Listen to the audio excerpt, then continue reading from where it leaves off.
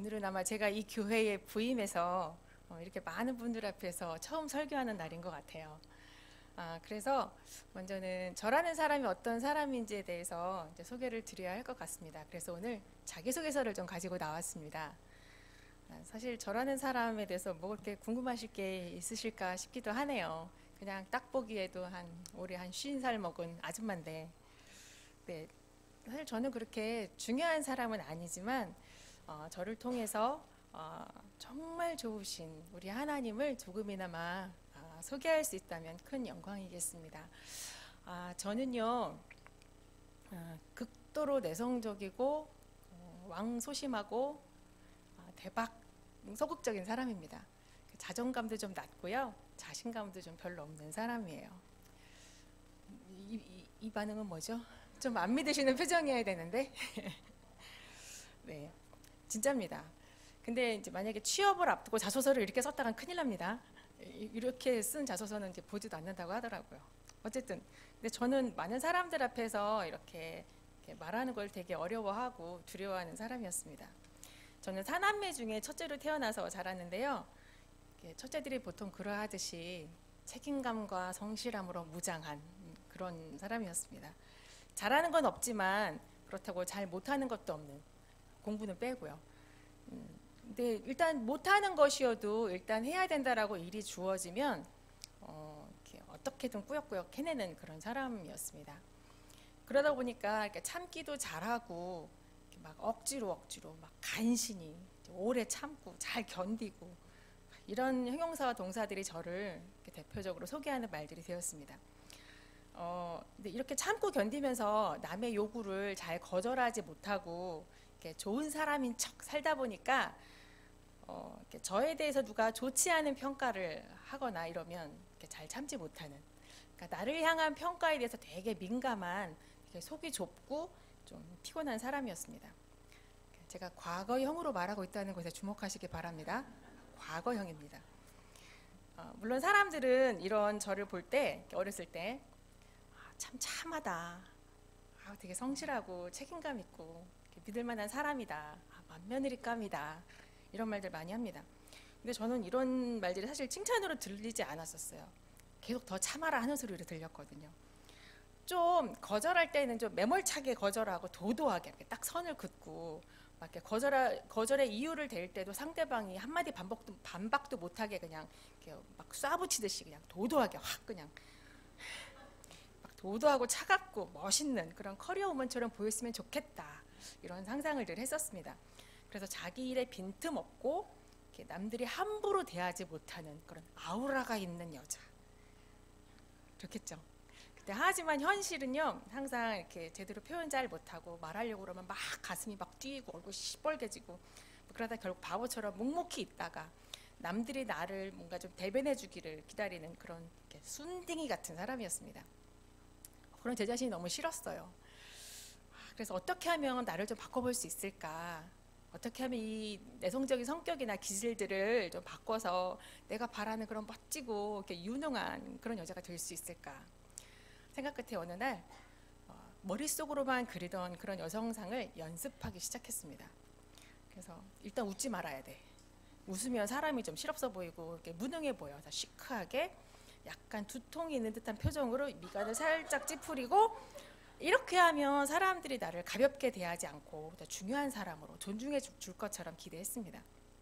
근데요, 아무리 연습을 해도 사람들이 여전히 나에 대해서 얘기할 때는 책임감 강하고 성실하고 인내심 많고 일 잘하고 믿음직스럽고, 사실 이런 건요, 이렇게 직선적으로 말하면 무슨 뜻으로 들리느냐면요, 당신은 좀 고리타분하고 재미없고 하지만 일 시키기에 좋은 곰 같은 여자야, 이렇게 말하는 것처럼 들리는 거예요. 나는 여우가 되고 싶었는데 말이죠. 어쨌든 그래서 제가 어떻게 했을까요? 연습의 강도를 높였습니다. 그래서 진짜 그랬더니 사람들이 드디어 함부로 접근을 못하는 뭔가 강한 느낌의 아줌마가 되어 있었습니다.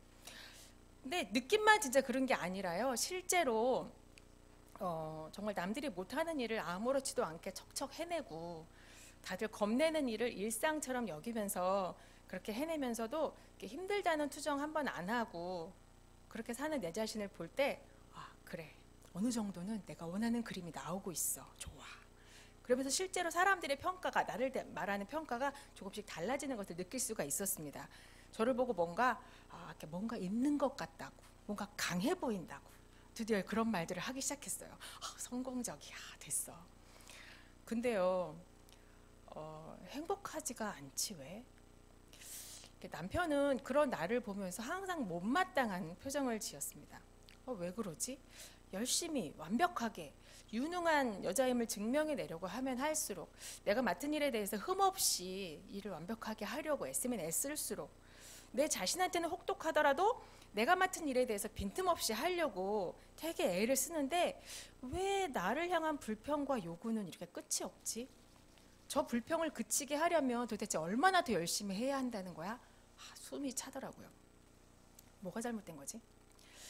그러니까 열심히 최선을 다하면 되는 줄 알았는데, 그렇게 하면 다들 나를 환영해주고 나보고 수고한다 그러고, 내가 엄청 중요한 사람이니까 당신 없으면 안 된다 그러고 그럴 줄 알았는데, 물론 나의 수고에 대해서 인정은 해요. 인정은 해주는데 나를 불편해하고 별로 환영해주지 않았습니다. 배신감 같은 게 느껴지더라고요. 그래서 나의 수고와 희생을 배신한 남편과 그 기타 등등을 되게 많이 미워했습니다. 그들이 잘못하는 거라고 생각했죠. 그들이 이기적이라서 나의 수고와 희생을 다 받을 줄만 알았지 나에 대한 배려는 하지 않는 거라고. 그러면서 점점 제 마음의 미움이 점점 통제할 수 없을 만큼 커져갔습니다. 내가 원하던, 내가 바라던 그런 모습의 내가 됐는데도 사람들은 너 훌륭하다. 근데 너처럼 살기는 싫어. 이렇게 나를 평가한다는 사실을 도저히 인정할 수가 없었습니다. 난 분명 예수님을 믿는데, 그리고 그 예수님을 정말 열심히다 못해 특심으로 믿고 있는데 왜 행복하지가 않지? 예수님을 믿으면 행복하고 많이 축복을 받는다고 했잖아요. 성경에 딱 그렇게 행복을, 이렇게 예수님 믿으면 행복해진다 이런 말은 없지만 그래도 느낌적인 느낌으로 그렇게 우리가 들어왔잖아요. 그렇게 믿고 싶잖아요. 저는 오늘 읽은 본문 에베소서 1장 3절에서 14절 말씀을 읽으면서 제가 왜 그렇게 예수님을 믿는데도 행복하지 않았는지 그 이유를 몇 가지 발견하게 되었습니다. 여러분, 예수님을 믿으면 우리가 어떤 복을 받게 되나요? 마치 받아본 적이 없는 사람들인 것처럼. 자, 오늘 본문 에베소서 1장 3절에서 14절 말씀은요, 사실은 하나의 문장으로 이루어진 글입니다. 바울은 이 편지를 쓸 때 로마의 감옥에 있었어요. 에베소 교인들에게 편지를 하면서 글의 서두에 바울은 숨도 안 쉬고 한 문장으로 찬송하리로다 라고 시작을 해서 마지막 14절에 찬송하리로다 라고 끝을 내면서 뭔가 굉장히 감격에 찬 어투로 글을 써내려가고 있습니다. 사실은 우리가 읽긴 읽었지만 이게 뭔 소리인지 잘 모르겠어요. 뭔 얘기를 하고 싶어 하는 건지 잘 읽혀지지도 않고 눈으로 따라가지지도 않는 그런 글입니다. 더구나 지금 바울은 감옥에 갇혀 있으면서 대체 뭐가 그렇게 감격스럽고 찬송할 일이 많다는 걸까요? 바울이니까 그런 거겠지. 바울이니까. 아닙니다. 우리 3절을 같이 읽어보겠습니다. 3절입니다. 3절 말씀을 좀 띄워주시겠어요? 자, 시작. 찬송하리로다. 하나님 곧 우리 주 예수 그리스도의 아버지께서 그리스도 안에서 하늘에 속한 모든 신령한 복을 우리에게 주시되. 아멘. 바울의 서신서에서 자주 등장하는 표현 중에 하나가 바로 그리스도 안에서라는 말입니다. 이건 쉽게 말하면요, 예수님을 믿으면 이라는 말과 비슷합니다. 그러니까 다시 읽어보면 이런 거겠죠? 찬송하리로다. 하나님께서 예수님을 믿으면 하늘에 속한 모든 신령한 복을 우리에게 주시되. 예수님을 믿으면 하늘에 속한 복, 그것도 모든 신령한 복을 우리에게 주시는데 그게 뭔지 하나씩 한번 찾아볼게요. 첫 번째, 4절에서 5절 말씀을 같이 함께 읽어보겠습니다. 4절부터 자, 시작. 곧 창세전에 그리스도 안에서 우리를 택하사 우리로 사랑 안에서 그 앞에 거룩하고 흠이 없게 하시려고 그 기쁘신 뜻대로 우리를 예정하사 예수 그리스도로 말미암아 자기의 아들들이 되게 하셨으니. 아멘. 우리를 택하셔서 하나님의 자녀로 삼으셨다는 것입니다. 나를 선택하셨다. 왜? 선택할 이유가 별로 없는데, 단체 소개팅을 나가도 한 번도 픽을 받아본 적이 없는 난데 이런 나를 왜? 별로 안 믿어져요. 근데요, 사실 요한복음 6장 44절 그 상반절에도 보면 아버지께서 이끌지 아니하시면 아무도 내게로 올 수 없으니라고 하신 말씀처럼요. 사실 이 자리에 나와 있는 것 자체가 하나님께서 나를 선택하셨다는 증거이기도 합니다. 아멘이 작은 거 보니까 별로 안 믿어지시는 분들 계신가 봐요. 아유, 나 같은 사람 뭘 보고 내가 선택받을 만한 조건이 사실은 하나도 없는데. 네. 그렇다면 우리 고린도전서 1장 27절 말씀을 함께 읽어보겠습니다. 고린도전서 1장 27절에서 28절 말씀입니다. 자, 시작. 그러나 하나님께서 세상에 미련한 것들을 택하사 지혜 있는 자들을 부끄럽게 하려 하시고 세상에 약한 것들을 택하사 강한 것들을 부끄럽게 하려 하시며 그 다음에 하나님께서 세상에 천한 것들과 멸시받는 것들과 없는 것들을 택하사 있는 것들을 폐하려 하시나니. 예, 안심이 되시죠? 세상에 약한 것들, 없는 것들, 부끄러운 것들, 천한 것들, 이런 것들을 택하셨대요. 잘나고 똑똑하고 제 앞가림 잘하고 때 되면 취직도 잘하고 결혼도 알아서 잘하고 승진도 때 되면 하고 뭔가 이렇게 잘하고 이런 기준이라면 저는 분명 선택을 못 받았을 텐데 하나님이 선택하신 이유가 내가 약하고 천하고 멸시받는 자라서 택하셨다는 거예요. 그렇다면 나 택한 거 맞아요. 네. 제가 아까 자존감 낮다 그랬잖아요. 네, 맞아요. 이제 좀 마음이 편안해지시죠?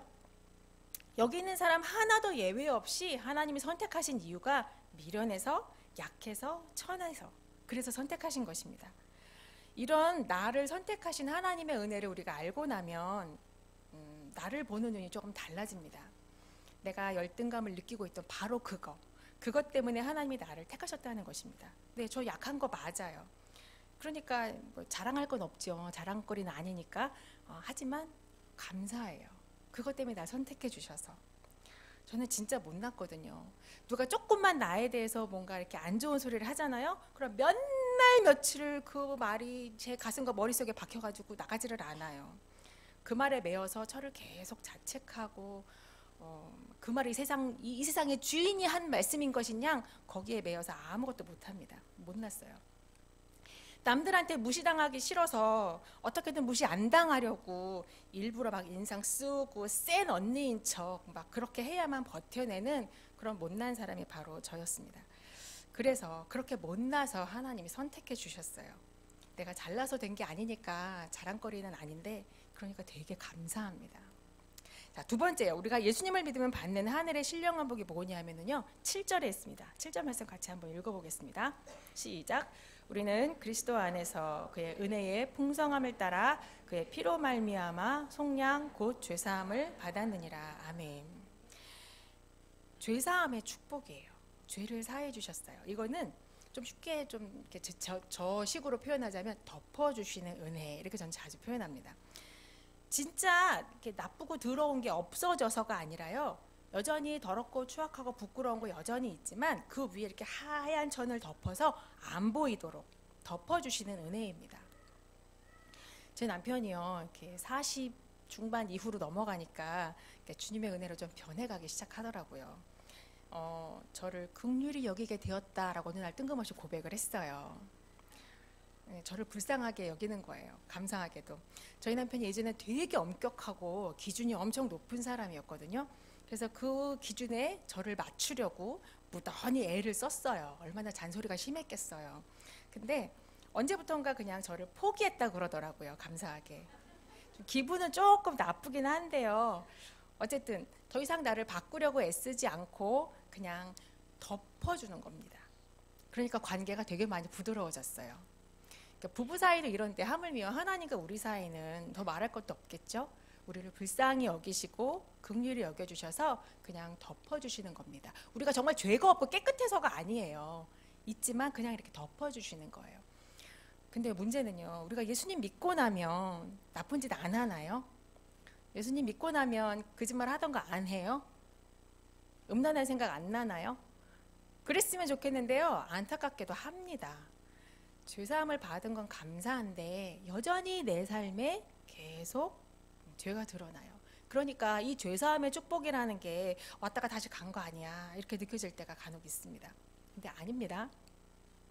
분명히 여러분과 저는 죄인이었습니다. 그리고 지금도 여전히 죄를 짓고 삽니다. 근데 달라진 게 있어요. 그분의 용서는 잠깐 용서했다가 또 똑같은 나쁜 짓 하면 너 용서한 거 취소야, 이러지 않으세요. 이렇게 죄 짓고 돌아서고 또 똑같은 짓 또 잘못하고 또 돌아서고, 어느 날은 그렇게 하는 것도 지겨워서 조금 미적지근해지고, 마치 개가 똥 싸놓고 자기가 싼 똥 다시 주워 먹는 것처럼 이렇게 또 다시 죄를 짓고 또 돌아서고, 이러는 나인 줄 아시면서도 예수님은 십자가에서 죽으셨습니다. 그리고 그 피로 나를 덮어주셨어요. 내가 내 아들이나 우리 남편한테 하는 것처럼 이렇게 한번 덮어주고 다 없는 걸로 쳐, 좋아, 이번엔 넘어갈게, 다 용서했지만 똑같은 잘못이 반복되면 어떻게 합니까? 들춰내요. 너 지금 또 거짓말했지? 너 지난번에 내가 봐줬는데 안 되겠어. 근데 주님은 이러지 않으신다는 거예요. 옛날에 덮었던 거 들춰내서 너 또 그러지, 너 이거 안 되겠어, 쉽게 넘어가니까 버릇이 나빠져서 안 되겠어, 덮어준 거 취소야, 처음부터 다시 시작해. 주님은 이러지 않으십니다. 그분의 덮어주심은요, 덮어준 그 이후에 내 행위가 얼마나 더 나아졌느냐, 그게 기준이 아니세요. 그냥 그분의 완전하고 무조건적인 사랑으로 덮어주시는 것입니다.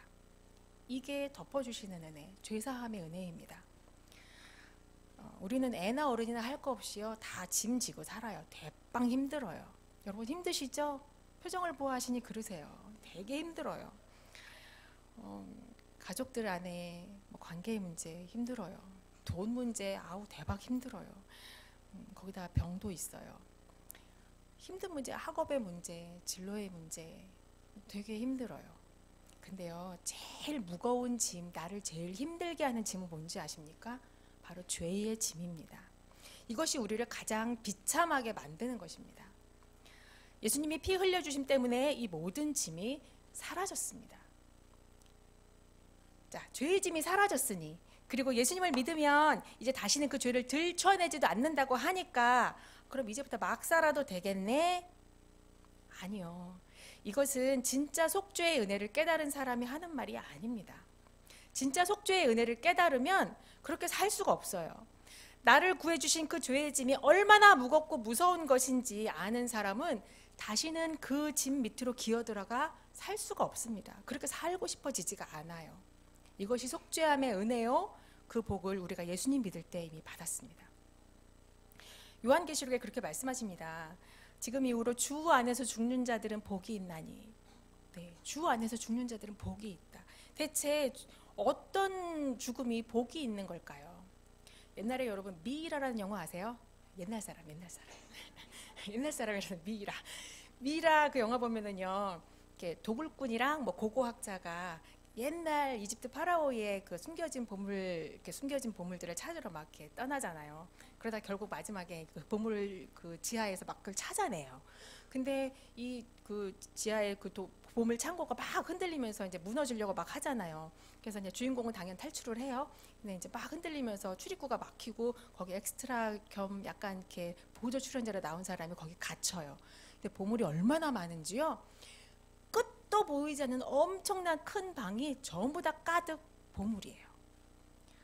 근데 그 지하 창고에 그 지하 동굴에 뭐가 사냐면은 사람을 이렇게 파먹는 그 곤충이 살잖아요. 까맣게 이상하게 무섭게 생긴 그 곤충이 수십만 마리가 막 몰려들어요.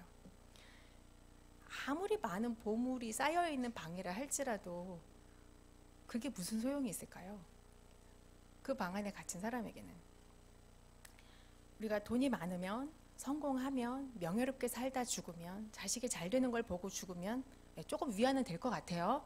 근데 죽을 때 무엇이 대체 그 죽음을 복되게 할까요? 속죄함을 받는 것입니다. 우리가 하나님 나라에 들어갈 자격을 얻는 것입니다. 우리가 예수님 믿고 얻는 가장 큰 축복이 바로 이거예요. 죽음의 문제도 넘어가고 죽음조차도 복되게 만드는 것. 그것이 바로 우리가 예수님 믿을 때 얻은 축복입니다. 세 번째로 우리가 예수님을 믿으면 얻게 되는 복이 있습니다. 그것은 성령 하나님 우리 마음에 오신 것입니다. 오늘 읽은 본문 13절을 같이 함께 읽어볼게요. 13절입니다. 시작. 그 안에서 너희도 진리의 말씀 곧 너희의 구원의 복음을 듣고 그 안에서 또한 믿어 약속의 성령으로 인치심을 받았으니. 아멘. 예수님을 믿으면요, 우리 안에 엄청난 변화가 생깁니다. 그게 뭐냐면 하나님이 직접 우리 안에 오시는 거예요. 성령 하나님이 오세요. 왜 오시죠? 보증서려고 오시는 거예요. 보증서려고. 우리가 하나님의 택한 자녀다. 내가 이 사람의 죄를 다 사했다. 이건 진짜 틀림없는 사실이다. 이걸 보증서려고 오시는 거예요. 성령님께서. 그분이 내 안에 사심으로 이제 이 사람은 정말 하나님의 자녀이다. 구원받았다라는 것을 흔들림 없는 확실한 사실이라고 확 인쳐주셨다. 도장 찍었다는 거예요. 우리가 예수님을 믿으면 이런 하늘의 신령한 복을 모두 받게 됩니다. 근데요, 이게 진짜 엄청난 복이라는 사실을 알게 되면 세상에 두려울 거, 염려할 것이 없습니다. 근데 더 놀라운 건 뭔지 아세요? 우리가 이 복을 받는데 아무것도 한 게 없다는 거예요. 내가 이 복을 받으려고 뭐 특별기도 한 적 없고요. 이거를 받을 만한 자격을 얻으려고 내가 특별히 거룩하게 산 것도 아닙니다. 그냥 오직 예수 그리스도 안에서, 그리스도 예수 안에서 그저 예수님을 믿을 때 주어진 것입니다. 우리의 자격이나 어떤 행위나 능력이나 그런 것과 아무 상관없이, 그리고 아무도 예외 없이 예수님을 믿으면 이 모든 복을 다 받았습니다. 뭐 제가 목회자라고 해서 제가 더 받았나요? 아니요. 교회에서 뭐 봉사 뭐 두세 개 더 한다고 더 많이 받나요? 그런 것도 아닙니다. 모두가 똑같이 받았습니다. 그러니까 정말 감사와 찬송밖에는 할 것이 없는 거예요. 그래서 바울도 찬송으로 시작해서 찬송으로 끝나는 글을 쓰는 겁니다. 감옥에 갇혀 있어도 형편이 어떠하든지 간에 내가 하늘에 신령한 복 받은 것을 생각하면 그 자리에서 감사와 찬송밖에는 나올 것이 없는 겁니다. 그리고 그렇게 감옥에 있는 것과 같은 그런 도저히 감사와 찬송을 할 수 없는 그런 상황 속에서도 우리가 감사와 찬송을 할 때, 그때 성도들의 삶에 기적이 나타나기 시작하는 것입니다. 이것이 바로 하나님께서 우리를 향하신 당신의 뜻입니다. 근데요, 아무리 귀한 복을 많이 받아도요, 그게 귀한 줄 모르면 다 잃어버립니다. 애들이 10,000원짜리 갖고 있어도 사탕 하나랑 쉽게 바꿀 수 있잖아요. 그런 것처럼 어른이 되어서도요, 이게 귀한 줄 모르면 다 잃어버립니다. 저는 모태신앙으로 태어나서 교회 안에서 교회 울타리 밖으로 한 발짝도 나간 적이 없습니다. 일찌감치 예수님을 믿는다고 고백했어요. 그러니까 이 복을 받았겠지요. 근데 그게 복인 줄을 몰랐습니다. 복은 무슨, 오히려 이게 굴레처럼, 족쇄처럼 느껴졌었습니다. 지금 저 바깥에서 놀고 있는 애들처럼 신나게 못 놀잖아요. 시원하게 뭐 맥주 한 잔 이런 거 못 마시잖아요. 눈치 보면서 마시잖아요. 막 클럽에 가고 막 이러는 거, 그런 거 마치 큰 죄를 짓고 방탕해진 것처럼 느껴지지 않습니까? 가끔 뭐 이렇게 나도 남자친구랑 좀 선을 좀 넘고 싶은데 그렇게 못 하잖아요. 하시나요? 하나님께 택함을 받았다는 게 복이 아니라 되게 슬픔이었고 우울함이었습니다. 속죄함의 축복에 대해서도 감격이 없었어요. 왜냐하면 내가 그렇게 지옥에 갈 죄인이라는 사실을 깨닫지 못하니까 속죄의 축복이 얼마나 놀랍고 굉장한 것인지를 모르는 겁니다. 성령께서 내 안에 계신다는 말을 들어도 그게 그냥 교리적인 지식일 뿐 별로 느껴지지도 않아요. 아니, 성령이 내 안에 계시다는데 내 삶은 그렇게 변화되는 것 같지 않거든요. 오히려 부담스럽기만 하고 싶은 거 못하고, 이렇게 다 받고도 복이 복인 줄 모르면 감사와 찬송이 없습니다. 그저 교회만 다닐 뿐이지 사도 바울과 같은 그런 감격, 감사 이런 게 전혀 모르고 사시는 분? 저는 그랬습니다.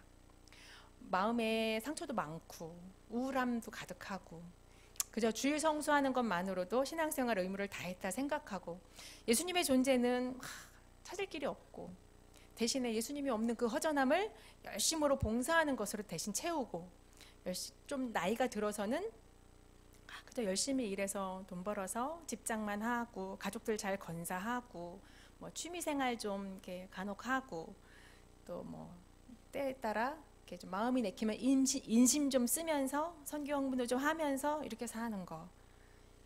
내 안에 과연 살아계신 예수님이 나와 함께 계시나 싶습니다. 하지만 우리가 눈이 열리고 나니까, 내가 주님이 주신 이 엄청난 복을 알아보는 눈이 열리고 나니까, 진짜 예수님을 나의 구세주로, 내 인생의 주인으로 믿고 나니까 이것이 엄청난 복인 줄을 비로소 알게 되었습니다. 제가 방금 눈이 열린다 이렇게 표현하니까 뭔가 저 사람 큰 뭐 경험을 했나 보다, 뭔가 큰 사건이 있었나 보다 이렇게 생각하실지도 모르겠는데요. 그런 거 아닙니다. 그냥요, 저는 이전에 안 하던 걸 한 가지 해봤습니다. 그게 뭐냐면은요, 그냥 말씀을 있는 그대로 믿는 것입니다. 예수님을 믿으면 하늘의 신령한 복을 모두 주셨다 했으니, 이전에 분명 내가 예수님 믿는다 했을 때 그때 이미 그 모든 복을 주셨는데도 불구하고 내가 그 복을 받았다고 믿지 않았습니다. 받은 것 같지 않았거든요. 보이지가 않으니까요. 근데 이제는 더 이상 그렇게 살고 싶지가 않았습니다. 그래서 그냥 단순하게 믿어봤어요. 그래, 나는 하늘의 신령한 복을 모두 다 받은 사람이다. 눈에는 그렇게 안 보여도 그냥 그렇게 믿어보자. 정말 복 받은 사람처럼 복 주심을 믿고 감사했습니다. 세상 사람들의 기준으로는요, 이렇게 뭐 하나 이렇게 좋은 것도 없고 감사하고 찬송할 게 뭐가 있나. 내가 뭐 재벌가에 시집간 것도 아니고, 뭐 자식들이 잘 되는 것도 아니고, 막 남편이 잘 생겨서 쳐다만 봐도 엔돌핀이 솟고 뭐 이런 것도 아니고, 막 이렇게 그렇다고 팍팍 승진을 하거나 돈을 뭐 엄청 벌어다 주는 것도 아닌데, 근데요, 그렇게 사는 세상의 삶은 사실 100년도 못 가잖아요. 영원한 하나님의 영광에는 비할 바가 아닙니다. 볼품없는 나 같은 자를 선택하셔서 당신의 자녀로 삼아주셨고, 끔찍한 죄의 짐에서 나를 꺼내주셨습니다. 그리고 이제는 영원토록 내 안에서 나를 떠나지 않으시고 나와 함께 계십니다. 나를 감시하고 불편하게 하려고가 아니라 나를 좋게 해주시고 나를 도와주셔서 이 땅에 살지만 하늘을 맛보며 살라고 나와 함께 계십니다. 이것을 묵상하며 깨닫고 나니까 이제는 내 형편이나 처지와는 상관없이 진짜 하나님께 감사와 찬송을 올려드릴 수가 있었습니다. 나 여전히 바라는 거 많고 구하는 거 많지만 하나님 그거 하나도 안 주셔도 됩니다. 그저 예수님 한 번만으로 이제 충분합니다. 맞아요. 우리 아들 공부 못하고 제가 좀 이렇게 마음이 확 변해가지고 공부 좀 열심히 하고 지 앞가림 좀 잘하게끔 뭐 좀 그렇게 했으면 좋겠지만, 그래서 내가 그걸 바라긴 하지만 그래도 주님 그거 안 주셔도 괜찮습니다. 이미 주님께서 내게 주신 은혜가 충분합니다. 감사합니다. 주님 더 안 주셔도 됩니다.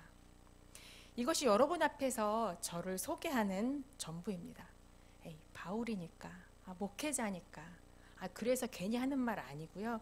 내가 진짜 예수님을 믿고 예수님을 믿음으로 얻게 되는 이 하늘의 신령한 복에 눈이 열리고 나니까 저절로 입만 열면 하게 되는 말입니다. 절대 과장이 아니에요. 이 자기소개서는 저뿐만 아니라 우리 모두의 자소서가 되어야 하지 않겠습니까? 하지만 여전히 나는 눈을 뜨지 못했는데요. 나는 분명 예수님을 믿는다고 생각하는데, 그렇게 고백하는데도 나는 그렇게 하나님의 자녀가 되었다는 확신도 별로 없고, 죄사함의 기쁨도 잘 모르겠고, 성령님이 함께 계시는 증거도 사실은 잘 안 보이고 잘 모르겠습니다 하는 분들은 오늘 성령님의 도우심을 구하십시오. 내가 마땅히 누려야 할 축복이 무엇인지 주여 깨닫게 하여 주시옵소서. 우리 간절히 기도했으면 좋겠습니다. 우리 오직 예수뿐이네, 우리 같이 함께 찬양하고요. 기도하겠습니다.